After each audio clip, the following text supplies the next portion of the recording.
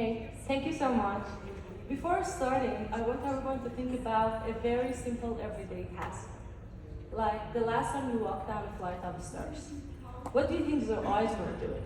And that was our initial question. From the previous studies, we know that our visual system systematically scans the path ahead for future foothold options. There's also a temporal look ahead window between gaze and next foothold option. And as the terrain becomes more challenging, for example, when walking on a rocky hill, the strength of coupling between gaze and next foot placement increases. As we walk, our gaze angle, that's the angle of our eyes below the horizon measured from the head, constantly shifts. For example, here, you see the animation is looking steeply down at time 1, at time 2 it's looking further ahead, and at time 3 it's back to that downward steep gaze. So gaze is not static, it's oscillating here. And when the same angle keeps coming back across time related to the observer, for example, between time 1 and time 3, that's what we refer to as egocentric revisitation. But the question is if there is any effect of the geometry on which the subject is walking and the temporal structure of gaze. On left, we have a subject walking on the hill who is also present in the audience. And as you can see, they have lots of options to place their foot. So it gives the visual system freedom to explore the scene. On the right, we have stairs which rise over run structure, which constrains the foothold options. And it doesn't make stairs being harder task compared to hill, it actually makes stairs more structured compared to hill. And we wanted to see if it has any influence on temporal structure of gaze. Well, from the previous studies using static summaries such as fixation locations and probability distribution of gaze behavior, we could say where gaze is. But for example, using mean and standard deviation, though we can get the mean value and it's spread through the data, we can't capture its temporal organization. Using probabilities, we see the frequency of specific gaze angles, but again, it failed to capture the sequence and temporal characteristic of gaze.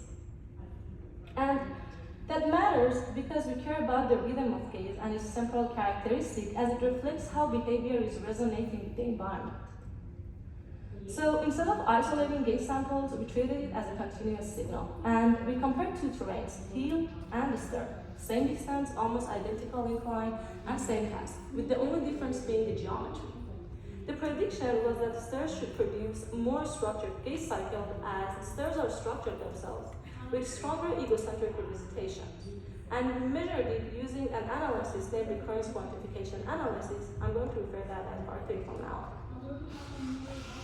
We had 5 participants who completed ascent and descent on both stairs and hills, and the order was counterbalanced. The gaze angle was computed by combining eye elevation with head pitch using Pupil Neo mobile eye tracker, and then we ran the analysis of RQA on our raw gaze data. But now let's build an intuition. Think about this perfect sine wave. We have this on x-axis as time I. Now let's replicate it on y-axis, so we have time j. Take this red dot on y-axis. Let's find the time point matching its amplitude within a specific threshold on x-axis, and I will find these two. Next step is to place a dot on my plot as I see those points of revisitations. And if I keep matching all the amplitudes, I will end up with something like that for a perfect sine wave.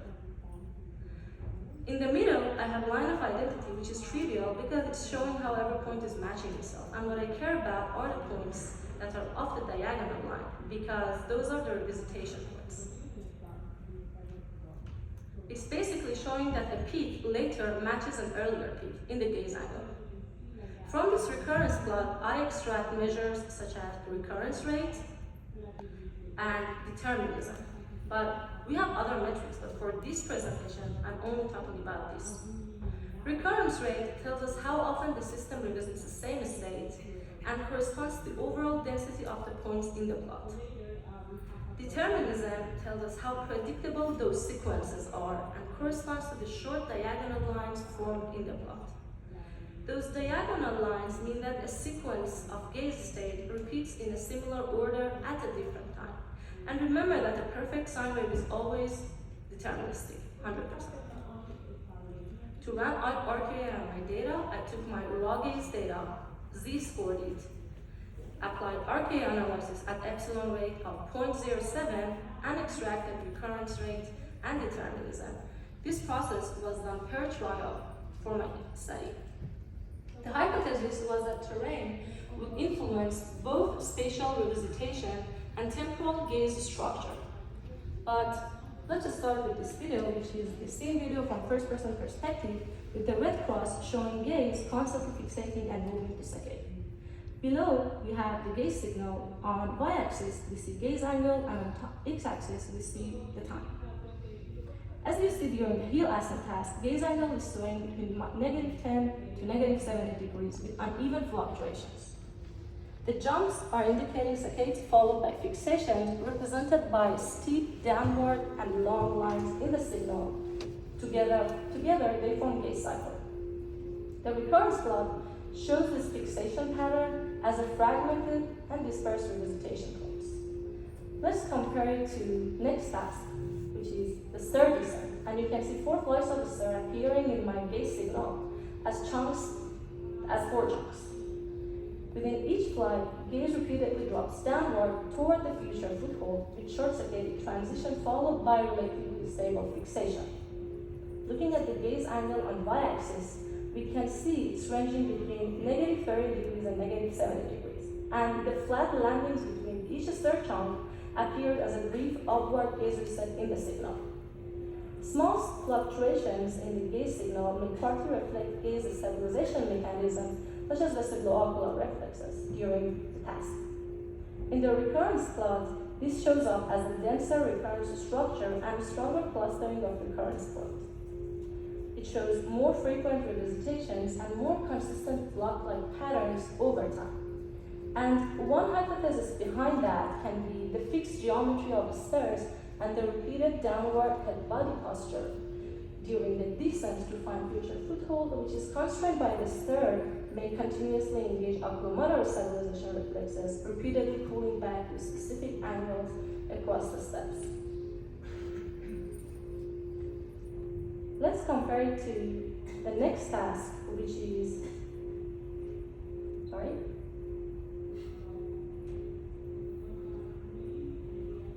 heel ascent. And as you can see, the gaze signal appears more variable and fragmented compared to the previous trial, which was stir descent. And the gaze angle is ranging approximately between +5 degrees and -45 degrees. In the recurrence plot, we see lower overall recurrence density. However, smaller diagonal lines and structures begin to emerge, which suggests brief periods of local repeated gaze dynamics over time. My last condition is stir ascent, and you can see that in its recurrence plot, we have short diagonal structures emerging similar to ascent, with the only difference being that stir ascent still shows denser recurrence structure, reflecting stronger revisitations of similar gaze states across time. This was actually very surprising to us because our main hypothesis was that terrain would drive the differences in the determinism and recurrence rate. However, here we see that the results are showing that upward walking may be more deterministic than downward walking, regardless of the terrain condition. One possible explanation is that upward locomotion may promote longer and more complicated gaze angle patterns due to the geometric relationship between the walker and upcoming footholds. Because during ascent, gaze must travel further upward and backward in space to provide the same information that can be gleaned from consistent downward fixations during descent. We used a linear mixed effect model with random intercept for each subject, and we saw the interaction effect of terrain and direction for both mean and autocorrelation results. As you can see on my plot, I have mean gaze angle on y-axis and terrain condition on x-axis. Purple color shows ascent and orange color shows descent, and you can see mean gaze angle is higher on both heel and stir during ascent condition. Recurrence rate also showed to be higher on stirs, and this was the strongest during descent. We have recurrence rate on the y-axis and terrain condition on x-axis. And as you can see, on stair descent, gaze repeatedly returns to the same angular position, like eyes looking onto the same step over and over again. And the difference is very huge compared to the hill condition. For determinism, we found it to be higher during ascent regardless of terrain condition. We have determinism on the y-axis that is almost identical on both hill and stair, and it is higher on both for ascent conditions. That was very surprising, and it was against our main hypothesis. And as I said, it can be because of the complicated relationship between the head and eye and the gaze geometry, and the way that the visual system has to travel upward and downward in order to capture the information. To conclude, our results show that gaze is more spatially recurrent on stairs, especially during stair descent, and fixed footholds pull gaze back to the same location. So egocentric revisitations increase under a stronger spatial constraint. In this case, we have stair descent. And the surprising result was that observing direction effect only on the gaze being temporally more predictable with no effect of terrain. We expected the geometry of stairs to derive gaze behavior, but as I said, the story was more complicated. And it was probably due to the body environment geometry of ascent and needing the need of gaze travel up the visual field and back down, creating longer and more complex fixation pattern than descent conditions. For future direction, we want to know when these revisitations occur per each gate phase, for example, swing, double swing. We also are interested in applying windowed recurrence analysis on our data just to zoom in our signal in more detailed way. Lastly, we want to see how often do gaze return to the same locations in the world, or in other words, allocentric revisitations. I also want to thank my supervisor, Dr. Witt, for his support, and Dr. Gonen for all of her feedback and help. And if you want to discuss this more, you can just scan this QR code. Thank you.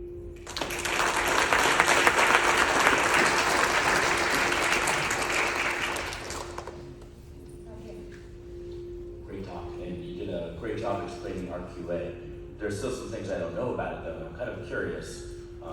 If someone climbing stairs were to change the speed of their gait, perhaps they got tired halfway up, would that have affected RQA, the way you're using it? That's very interesting, and we kind of saw those in our gaze behavior as we had 20 trials. Participants were ranking their fatigue, and then that's the next step of analysis we're going through. That's very interesting. Great, okay. More questions?